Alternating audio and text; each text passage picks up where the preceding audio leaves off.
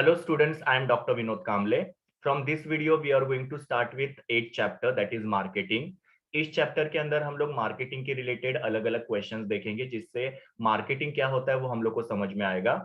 लेकिन मार्केटिंग के बारे में पढ़ने से पहले हमको जानना है कि मार्केट क्या होता है। तो इस पर्टिकुलर वीडियो में हम लोग मार्केट क्या होता है वो देखेंगे और मार्केट के अलग अलग कॉन्सेप्ट्स के बारे में पढ़ने वाले हैं। तो सबसे पहले हम लोग मार्केट के बारे में जानते हैं। मार्केट ये जो वर्ड है ये लैटिन वर्ड मर्केटस में से लिया गया है। ये आपको ऑब्जेक्टिव में आ सकता है, तो आपको ये याद रखना है कि मार्केट वर्ड जो है वो लैटिन वर्ड मर्केटस में से डिराइव किया है या ओरिजिनेट है। मर्केटस का इंग्लिश में मीनिंग क्या होता है, तो इसके तीन इंग्लिश में मीनिंग होते हैं, जिसमें से पहला है टू ट्रेड। नाउ ट्रेड मतलब आपको पता है बाइंग एंड सेलिंग को हम लोग ट्रेड बोलते हैं। मर्केटस का दूसरा इंग्लिश में मीनिंग क्या होता है, टू ट्रेड द मर्केंडाइज। ना मर्केंडाइज का मतलब क्या होता है, गुड्स। सो गुड्स को जब बाइंग एंड सेलिंग किया जाता है तो उसको भी मर्केटस बोला जाता है। और तीसरा मर्केटस का इंग्लिश मीनिंग होता है a place where business is transacted. ना बिजनेस इज ट्रांजैक्टेड का मतलब ही क्या होता है, बिजनेस करना, मतलब ही क्या कि गुड्स को बाय और सेल करना। सो ऐसी जगह जहां पे गुड्स को बाय और सेल किया जाता है वो जगह को मर्केटस बोला जाता है। तो इस तरीके से ये जो मार्केट वर्ड है ये लैटिन वर्ड मर्केटस में से लिया गया है, और मर्केटस का इंग्लिश में मीनिंग होता है टू ट्रेड या फिर टू ट्रेड मर्केंडाइज या फिर a place where business is transacted. मतलब ऐसी जगह जहां पे गुड्स का बाइंग एंड सेलिंग होता है उसको मर्केटस बोला जाता है ना। मार्केट को अगर हम लोग सिंपल वर्ड्स में देखा जाए तो उसका मीनिंग ये होता है कि मार्केट एक जगह है जहां पे दो या दो से ज्यादा पार्टीज गुड्स का बाइंग एंड सेलिंग करती है। नाउ जैसे आप लोगों को पता है कि बाइंग एंड सेलिंग में दो पार्टीज होती है, एक बायर होता है और एक सेलर होता है। लेकिन कभी कभी बाइंग एंड सेलिंग में दो से ज्यादा पार्टीज भी होती है। मतलब जैसे एक पर्सन गुड्स दूसरे पर्सन को बेच रहा है, दूसरा पर्सन वो तीसरे पर्सन को बेच रहा है, तीसरा पर्सन वो फोर्थ पर्सन को बेच रहा है। तो यहाँ पे दो पार्टीज भी हो सकती है, मतलब मिनिमम दो पार्टीज होनी चाहिए, बायर और सेलर। और उससे ज्यादा भी पार्टीज हो सकती है, क्योंकि कभी कभी क्या होता है बायर और सेलर के बीच में काफी सारे दूसरे लोग भी होते हैं जिनको हम लोग एजेंट, रिटेलर, होलसेलर बोलते हैं। सो मार्केट एक ऐसी जगह है या ऐसा प्लेस है जहां पे दो या दो से ज्यादा पार्टीज क्या करती है, गुड्स का बाइंग एंड सेलिंग करते हैं, तो उसको हम लोग मार्केट बोलते हैं। मार्केट के अंदर दो पार्टीज इन्वॉल्व होती है, मैंने ऑलरेडी आप लोगों को बताया, जिनको बायर और सेलर बोला जाता है। और यहाँ पे जब बाइंग एंड सेलिंग होता है तो वहां पे मनी का एक्सचेंज होता है, क्योंकि सेलर जब बायर को गुड्स देता है तो बायर सेलर को मनी पे करता है, या जिसको हम लोग प्राइस बोलते हैं। सो यहाँ पे मार्केट में बायर और सेलर ऐसी दो पार्टीज इन्वॉल्व होती है, और ये बायर और सेलर के बीच में जब बाइंग एंड सेलिंग होता है तो वहां पे मनी का एक्सचेंज भी होता है। ना यहाँ पे मार्केट में अलग अलग कॉन्सेप्ट्स इन्वॉल्व होते हैं, वो अलग अलग कॉन्सेप्ट्स के बारे में अभी हम लोग पढ़ते हैं। सबसे पहला कॉन्सेप्ट है place concept of market. Now market जैसे मैंने आप लोगों को बताया कि ये एक प्लेस है जहां पे गुड्स एंड सर्विसेज का बाइंग एंड सेलिंग होता है। सो बेसिकली मार्केट एक प्लेस है जहां पे बायर और सेलर या दूसरे जो इंटरमीडियरीज होते हैं, जैसे कि रिटेलर हो सकते हैं, होलसेलर हो सकते हैं, इनको इंटरमीडियरीज बोलते हैं। तो ये बायर, सेलर और इंटरमीडियरीज मार्केट में इकट्ठा होते हैं और वो गुड्स और सर्विसेज को एक्सचेंज करते हैं। मतलब कि यहाँ पे सेलर जो होते हैं वो अपने गुड्स को डायरेक्टली बायर को बेचते हैं, या फिर सेलर अपने गुड्स को इंटरमीडियरीज के थ्रू बायर्स को बेचते हैं। सो इस तरीके से बायर, सेलर और इंटरमीडियरीज ये सब एक होके गुड्स एंड सर्विसेज को एक्सचेंज करते हैं, उस जगह को यहाँ पे मार्केट बोला जाता है। सो मार्केट एक प्लेस है जहाँ पे गुड्स एंड सर्विसेज का बाइंग एंड सेलिंग होता है ना। ओल्डन डेज में मतलब पुराने टाइम पे क्या होता था, मार्केट जो होता था काफी इंपॉर्टेंट रोल प्ले करता था। बिकॉज मार्केट एक ऐसी जगह होती थी जहां पे बायर और सेलर एक होके गुड्स एंड सर्विसेज को बेचते खरीदते थे। लेकिन आज के अगर हम लोग इंफॉर्मेशन टेक्नोलॉजी के एज में या टाइम में देखेंगे तो मार्केट का कॉन्सेप्ट थोड़ा चेंज हो चुका है बिकॉज ऑफ द टेक्नोलॉजी। और मार्केट का कॉन्सेप्ट ज्यादा वाइडर भी हो चुका है। मतलब पुराने जमाने में फिजिकल मार्केट होता था जहां पे बायर्स आते थे और सेलर अपने गुड्स को उनको सेल करते थे। लेकिन आजकल जो है वो फिजिकल मार्केट भी है, पर ऑनलाइन मार्केट भी हम लोग देखते हैं, मतलब जहां पे ऑनलाइन चीजों को बेचा खरीदा जाता है। पहले मार्केट के अंदर गुड्स एंड सर्विसेज को बेचा खरीदा जाता था, आजकल मार्केट में काफी सारी दूसरी चीजों को भी बेचा खरीदा जाता है। जैसे गुड्स एंड सर्विसेज तो बेचा खरीदा जाता ही है, उसके साथ साथ इन्वेस्टमेंट के जो ऑप्शंस होते हैं, जैसे कि शेयर्स है, डिबेंचर्स है, बॉन्ड्स वगैरह है, उनको भी बेचा खरीदा जाता है। प्लस दूसरी बहुत सारी कमोडिटीज होती है जिसको मार्केट में बेचा खरीदा जाता है। इसके लिए मैंने क्या बोला कि इंफॉर्मेशन टेक्नोलॉजी के एज में या टाइम में मार्केट का कॉन्सेप्ट काफी वाइड हो चुका है। यहाँ पे सिर्फ मार्केट में गुड्स को और सर्विसेज को बेचा खरीदा नहीं जाता है, तो काफी सारी चीजों को यहाँ पे बेचा खरीदा जाता है। और बाइंग एंड सेलिंग के काफी अलग अलग तरीके आजकल इंट्रोड्यूस किए हैं, जैसे मैंने आपको बताया कि ऑनलाइन भी बाइंग एंड सेलिंग होता है। सो इस इंफॉर्मेशन टेक्नोलॉजी के टाइम पे मार्केट का कॉन्सेप्ट काफी ज्यादा अलग और काफी ज्यादा वाइड हो चुका है। So place concept of market का मतलब क्या होता है? मार्केट एक प्लेस है जहां पे बायर और सेलर एक होते हैं और वो गुड्स एंड सर्विसेज को बेचते खरीदते हैं। Then second concept is commodity concept of market. Now basically commodity का मतलब क्या होता है? तो goods and services. So market जो होता है वहां पे गुड्स एंड सर्विसेज का बाइंग एंड सेलिंग होता है। सो यहाँ पे गुड्स एंड सर्विसेज का बाइंग एंड सेलिंग इंपॉर्टेंट होता है, प्लेस ऑफ एक्सचेंज इतना इंपॉर्टेंट नहीं है। प्लेस ऑफ एक्सचेंज का मतलब क्या होता है? कहाँ पे कमोडिटी का बाइंग एंड सेलिंग हो रहा है वो ज्यादा इंपॉर्टेंट नहीं है, कमोडिटी का बाइंग एंड सेलिंग हो रहा है that is more important. So commodity concept of market का मतलब क्या होता है कि मार्केट के अंदर कमोडिटीज को मतलब ही गुड्स एंड सर्विसेज को बाय और सेल किया जाता है। Then third concept is exchange concept of market. Now exchange concept of market में क्या होता है कि यहाँ पे बायर और सेलर जब गुड्स एंड सर्विसेज को बाय और सेल करते हैं तो ये फ्री कंसेंट के साथ और म्यूचुअल ट्रस्ट के साथ होता है। फ्री कंसेंट का मतलब क्या होता है कि यहाँ पे बायर अपने इच्छा से गुड्स को परचेस करता है और सेलर अपने इच्छा से गुड्स को सेल करता है। प्लस यहाँ पे बायर और सेलर के बीच में म्यूचुअल ट्रस्ट होता है। म्यूचुअल ट्रस्ट का मतलब क्या होता है? आपस में विश्वास रखना।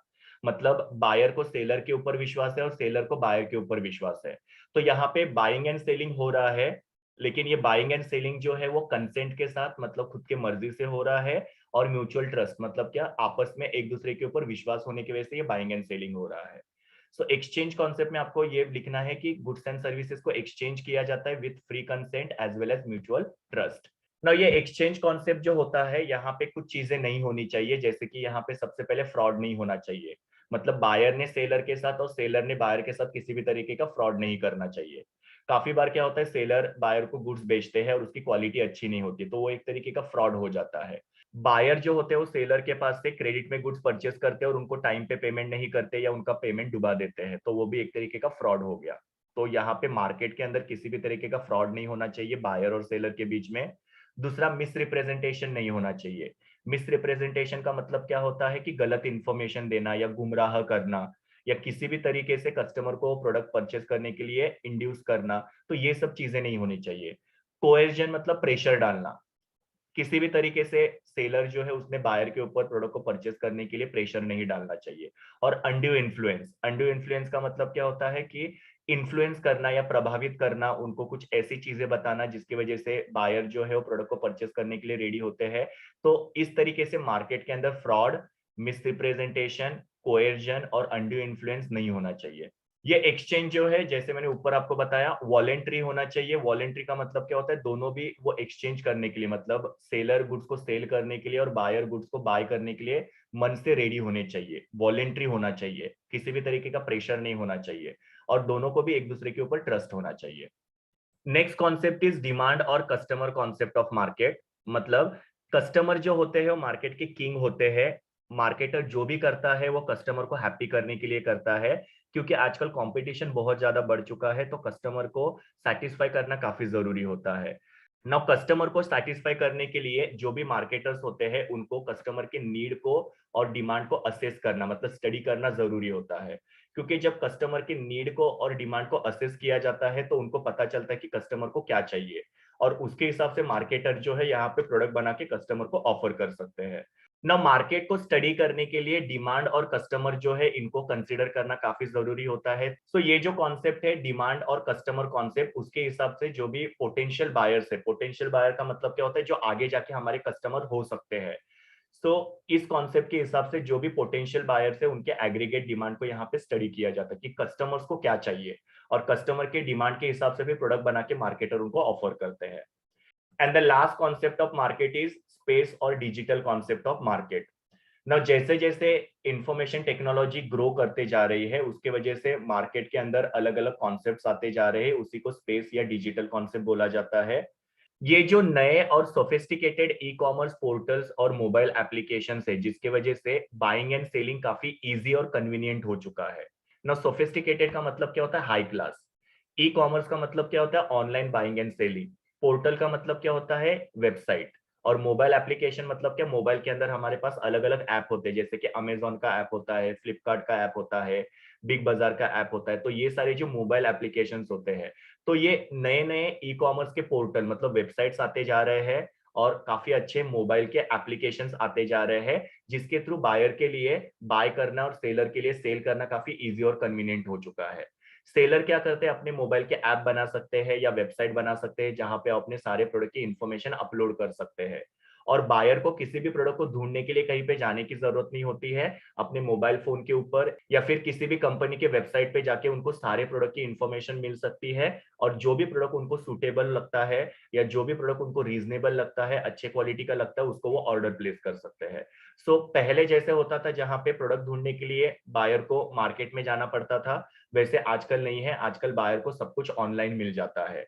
सो ये इंफॉर्मेशन टेक्नोलॉजी की वजह से मार्केट के अंदर काफी नए नए कॉन्सेप्ट्स आए। मतलब जैसे मैंने आपको बोला कि ई कॉमर्स जो है वो काफी ज्यादा बढ़ते जा रहा है, मतलब ऑनलाइन बाइंग एंड सेलिंग बढ़ते जा रही है, जहां पे पोर्टल के थ्रू मतलब वेबसाइट के थ्रू और मोबाइल ऐप के थ्रू बाइंग एंड सेलिंग जो है इजीली और कन्वीनियंटली की जा सकती है। उसी के साथ साथ कम्युनिकेशन मीडिया जैसे कि टेलीफोन, मोबाइल, कंप्यूटर, इंटरनेट, इसके वजह से बायर और सेलर के बीच में डायरेक्ट कांटेक्ट भी पॉसिबल हो चुका है। बिकॉज पहले कैसा होता था कि सेलर जो होते थे वो सिर्फ अपनी इंफॉर्मेशन कस्टमर तक पहुंचाते थे एडवर्टीजमेंट के थ्रू या किसी भी पोस्टर के थ्रू, बैनर के थ्रू।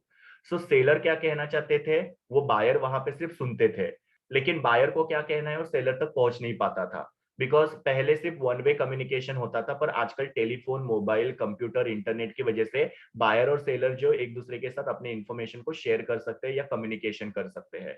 जहां पे सेलर अपने प्रोडक्ट की इंफॉर्मेशन बायर को ये सारे कम्युनिकेशन मीडिया के थ्रू पहुंचा सकते हैं, और बायर को अगर कोई भी प्रॉब्लम है, कोई भी डाउट है, कोई भी इंफॉर्मेशन चाहिए, तो ये सारे कम्युनिकेशन मीडिया के थ्रू बायर जो है सेलर से इंफॉर्मेशन ऑप्ट कर सकते हैं।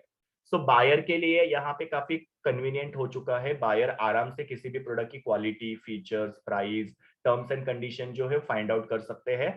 जैसे आपको आपके मोबाइल फोन के ऊपर ऐप को ओपन करना है या किसी भी कंपनी के वेबसाइट पे जाना है, वहां पे आपको हर एक प्रोडक्ट की क्वालिटी क्या है, फीचर्स क्या है, प्राइस क्या है, टर्म्स एंड कंडीशन क्या है, सब कुछ मिल सकता है। सो इंफॉर्मेशन टेक्नोलॉजी की वजह से मार्केट ये कॉन्सेप्ट भी काफी ज्यादा चेंज होते जा रहा है। सो ये अलग अलग कॉन्सेप्ट ऑफ मार्केट के बारे में हम लोग ने इस पर्टिकुलर वीडियो के अंदर पढ़ा। ये मेरी यूआरएल है जहां से मैंने इमेजेस लिए हैं। Thank you students, please do like, share, comment and subscribe to my YouTube channel, and also recommend my channel to your friends. We will meet in the next video.